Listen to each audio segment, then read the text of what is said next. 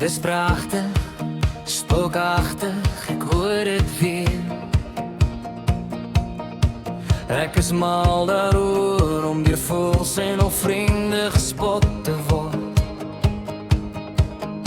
En ek kan het nie ignoreer nie, maar God weet ek het probeer.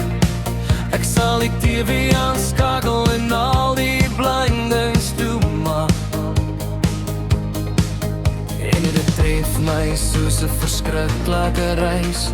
Ek kan nie die gevolg bekostig nie.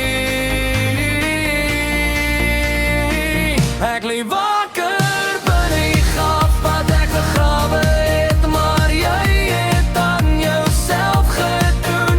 Die skurk van jou eie verdomde storie, op die kant van die raag. Bid vir die einde van die oggend en as jy wil weggaan, jy weet hoe om daardie doek te verbrand.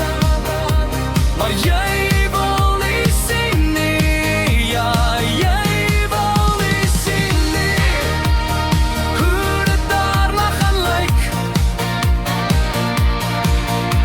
Hoe dit vol dieselfde ou routine. Ek sal probeer om my hoofpyn vir Tylenol te verruil, maar is nou buite my hande, ek het myself siek gemaak, ja.